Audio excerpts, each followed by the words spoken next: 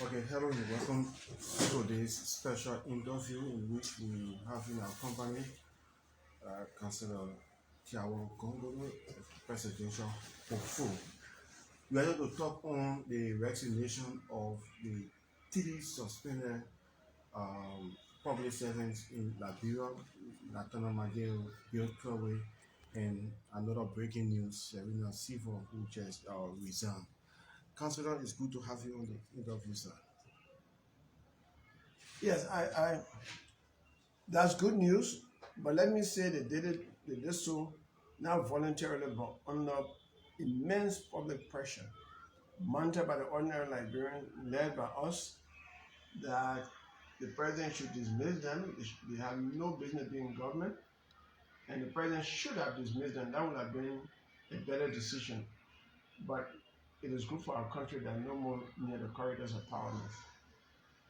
Now, with the suspension, don't you think it was prudent for the president to suspend these people instead of just dismiss them? No. Look, let's face it. The United States government has better mechanism for investigation, given the level of trained manpower that the United States has and the level of technology that it has. For the United States government to reach the decision to sanction these three government officials, we know was based on a detailed discussion. A failure to dismiss them and to harbor any doubt actually will question the integrity of the investigation done by the United States, which I don't think is a good reaction on the part of the government of Liberia, because we cannot match the United States government when it comes to any kind of investigation, especially investigation relating to fraud, financial fraud, money laundering, and white-collar crimes. In fact, it is the U.S. experts that come to train us. So the question is, what interest does the U.S. have against these three people that it will arbitrarily act against them? So it was important for the president to immediately dismiss them, to show that he was shocked by the action and that he was not pleased with the conduct in government, and even going further to initiate his own action by ordering the Minister of Justice or the Anti-Corruption Commission to probe the three sanctioned officials further. That would have shown the president's seriousness against corruption, but his action was really a lukewarm reaction. It's not impressive. Now, Councillor Gongloe, with all of that, they were not investigated by the LCC, and finally they have resigned. Don't you think it's still lack basis when it comes to legal issue? The LCC does not have to wait for any case to be referred to them. It has the authority to initiate its own investigation against any public official. So I think the LCC can actually go and obtain search warrant and search further, and also subject them to investigation for the time they were in government. Actually, the LCC should do that. You think it should be happening now, or the LCC or they should wait for the political will to No, LCC should be doing that now. LCC should immediately begin investigation, find out, probe into what the Treasury Department spoke about, and investigate. Look at the movement of money. We have the LCC should now be working along with the Financial Intelligence Unit and the CID and NSA and all of these people to sort of put the evidence together to prosecute them locally. Now, the resignation at this time where the LPP, including you, have mounted pressure on them. Don't you think it's an orchestrated plan to save the face of the president come 2023? That actually, when you think about when you delve into conspiracy theory, you could reach that conclusion, it's reasonable to reach that conclusion, that this is probably a mechanism to obstruct to obstruct justice. That people say resign and that's the end of it. That shouldn't be the end. I am calling upon LACC and the Ministry of Justice to further probe this action. They have the authority to investigate, to show that they are concerned about, wastage, about the integrity of our government, and what people are doing that undermines the government's ability to protect the citizens and to seek their welfare. We're talking about, not managing our assets properly, and we're talking about abuse of office. So the Ministry of Justice has control over Chapter 12 of the Penal Law that protects the integrity of government. So it should go ahead to investigate these people. LACC should do the same. LACC mandate is actually under Chapter 12 of the Penal Law. So both LACC and the Ministry of Justice should conduct thorough investigation to show that this government has the political will to fight, and it doesn't have to come from the president.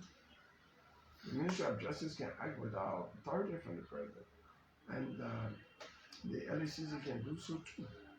What sort of implication does this have on the country? We have 3 persons being sanctioned by the international community, and they are still close circle to the president.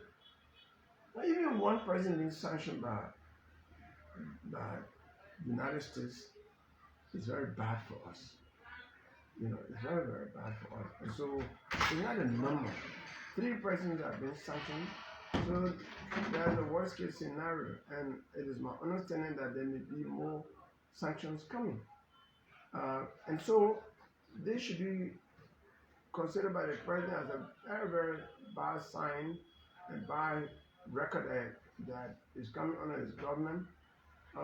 This is another made in Liberia. This made in Liberia is bad. We are the first country to have in Africa to have 3 of our ministers, of our officials of government sanctioned. That is very bad history for us. No one will write history about Africa without including this bad history about Liberia. And as a citizen of Liberia, I'm ashamed. I feel disgraced by these 3 officials of government.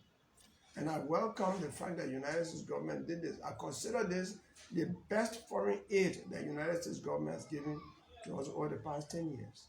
Many people have to believe that sanctioning Minister McGill, particularly who is very close to the president, who was very close to the president and somehow powerful, many call him, prime minister or so, that means that the President Weah himself is being sanctioned in absentia or in disguise.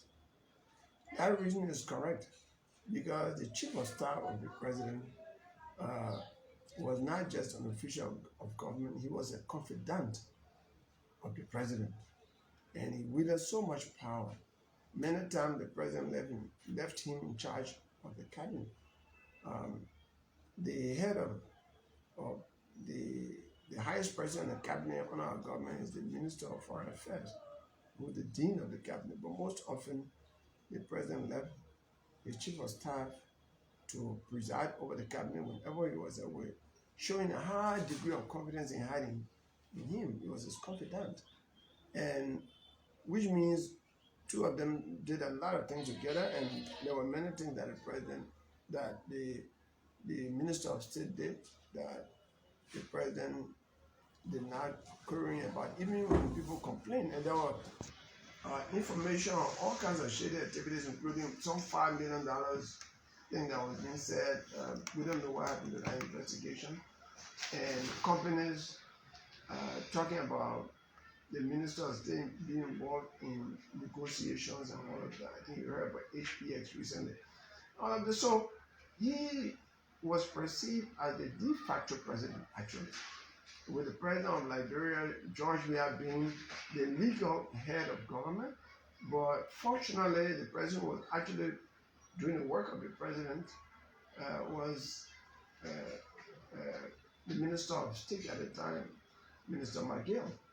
I've been informed, I've been given information that even in the presence of President George, there were times that Minister McGill would chair a meeting in which the president is sitting. When I led the African Bar delegation to a dinner hosted by the president in 2019, he referred to Minister McGill many times in the conversation he was having. He called him McGill. McGill, he was a reference point for everything. So he was very close. So it is now reasonable to think that the president himself has been sanctioned de facto, in reality, because it's like, it is his office that Minister McGill was chief of staff over. So it is the conduct of Minister McGill in the office that led him to be sanctioned. And all of those activities, we believe, were largely approved by the president. So many times people have, staged protests calling for the president to get rid of Minister McGill within his circle. Even you can recall the infamous June 7 protests, and a lot of protests went on, and these people were calling on the president to relieve Minister McGill of his post, because McGill was like telling him all of the wrong things. We saw how the country was degenerating into, somehow in terms of our economy.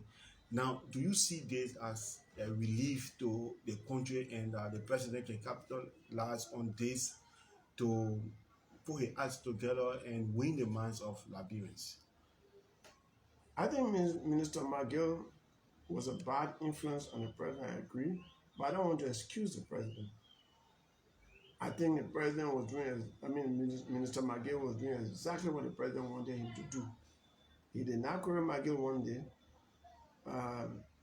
And even before the June 7th, let's come more recently, 4 or 5 months ago, some members of CDC were calling for the dismissal of Minister McGill and some other people in the government that they perceive as undermining the good, whatever, good name, undermining the image of the government, and making it difficult for the government to deliver services to the majority of the people. And so it is not just opposition people that have been calling for the dismissal of McGill, people in CDC themselves. In fact, the disgust was physically displayed yesterday. When I was coming to church, I passed on the Robertsfield Highway, and you know that there was a giant picture of Minister McGill on the road on both sides of the billboard, and the billboard was dug from the ground right there on what everybody called McGill Avenue, the road leading to his house. And in conversation, a lot of seditions, high-level seditions, way up in the party, are just so happy that Minister McGill is not where he was wielding power anymore. So he's actually falling from grace to grass. And I understand it's going to be that way. Initially, he was putting a brave face, getting pastors to pray for him. And while let me call on the moral authorities of this country, the religious leaders, not to confuse the public by praying for people like that. The 10 Commandments has a provision, Commandment number 8, that says, "Thou shalt not steal." You cannot be praying for someone who has been sanctioned for stealing the resources that God put here for the benefit of all Liberians. And then you go to pray for him. What is the prayer meant to be? So that's not good for our country. Now, Council Gongloe, let's look at the proximity between Cllr Tiawon and the former now Presidential Affairs Minister McGill. Do you think their resignation is real, or it's just meant to swerve the public attention from them? They'll still have their pay and benefit. Oh, yes, there are a lot of secrets in government, but I'm very certain that our other secret will be revealed because a lot of people don't like them. And the movement of money in government in terms of salary is a public affair. It's a public affair. So definitely, if they are paid, it will be leaked to the press. It will be on the radio. Somebody will talk about it. But I think the president will be taking big risk to allow them to be getting their salaries, to make to sort of make the sanction to be so ineffective. No, it will not be. I mean, he will be risking. The president will be risking street protest, and you know he doesn't like protest. If there's one thing that the president hates a lot is protest. And Council So he will not do that. I don't. If he does that, he'll be taking a big risk. What? Even seditions will get in the street. If he starts paying them the huge salaries that they were getting and all of their benefits, the seditions will get in the street. The president is expected to attend a meeting in America come November of this year. Do you think the resignation of these three guys is meant to pave the way for the president to meet the U.S. President Joe Biden? He may meet the U.S. President Joe Biden. It is possible. Because President Joe Biden will address all of the African leaders. You know the president has been able to meet the United States president at international conferences. So they will have handshake, there will be a group picture taken. I'm talking about meeting to have a tete-a-tete to discuss bilateral agreement and the two presidents sitting together to discuss. Well, you know, it is possible. And I think even without the sanction and without the resignation, it probably would have still been possible. It is possible for the United States government to actually look, the United States president look eyeball to eyeball and tell President George Weah what the United States government does not like, including human rights abuses like the domestic terrorism that the government is introducing, like what happened to the students at the University of Liberia under the banner of SUIT, who were expressing their constitutional freedom to speak freely and to assemble, and they were maltreated, disgraced, and injured severely by supporters of the ruling party and the government. So I believe that it is possible that President Joe Biden meets President Weah, but that meeting will not be a rosy meeting. It will be a meeting, in my view, to read a royal act to him, to tell him what to do correctly, and to say to clearly tell him America's position that there must be free and fair election in this country. Any attempt to rig the election might have severe consequences. I strongly believe that. A week ago, the front page Africa came out with a newspaper, the Ballon Herald says President Weah is negotiating to meet with the U.S. Vice President Kamala Harris. Looking at the time interval, the newspaper came out last week, Monday, and today the three sanctioned officials are resigned. Do you think these are all planned to soften the ground, to have the cordial relationship that the president wants to have with the White House? I think what could have softened the ground, because resignation can be voluntary, is perceived as a voluntary act. Although I think it has been under pressure, not pressure from the government, but pressure from the public, because people are calling on the radio, including people in the CDC, like the deputy speaker. People as high as that, and the deputy speaker himself is a confidant of the president. Just like I've seen them in a meeting before, just like the former Minister of State. And if he could speak so clearly, calling upon the president to dismiss, he said the dismissal of the three presidents was the best decision to take, better than resignation. So I don't think it's going to do it because the time lag. The president should have responded maybe in the first 2 days even after suspension, when we were calling for dismissal, he should have immediately dismissed. That would have improved his relationship with the public, and I strongly believe with the United States as well. But to allow them to resign, it still, still shows that the president did not strongly believe in the authenticity of what the United States government said, but the people only resign under pressure. Finally, for me, how you think McGill will feel? Somebody who is used to moving with motorcade, he has security all around him, and how you think he will feel tonight after his resignation and he going home without state security and without using state vehicle? It's not really McGill. This is a clear lesson to those who are still holding their offices to behave properly.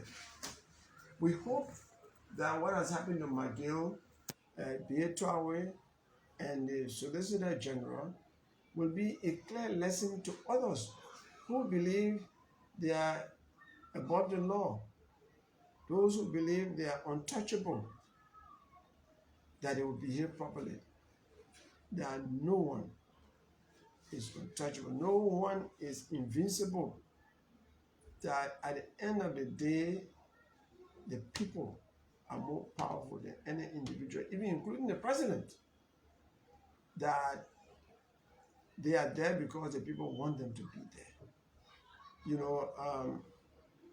Even besides the resignation, observe it, you are a journalist. Since the sanction was imposed, the frequent blaring of sirens have reduced. Everybody has siren this time. Everybody of consequence has siren this time, and the noise pollution was just too much. Now I only see ambulances and the presidential motorcade, the vice presidential motorcade. I'm now seeing the president pro tem and others moving up and down with sirens with every nook and the corner of this city. So that's exactly what the Magnitsky Act is intended for, to change behavior of government officials in a positive way. So already the Magnitsky Act is having a positive impact on the conduct of officials of government.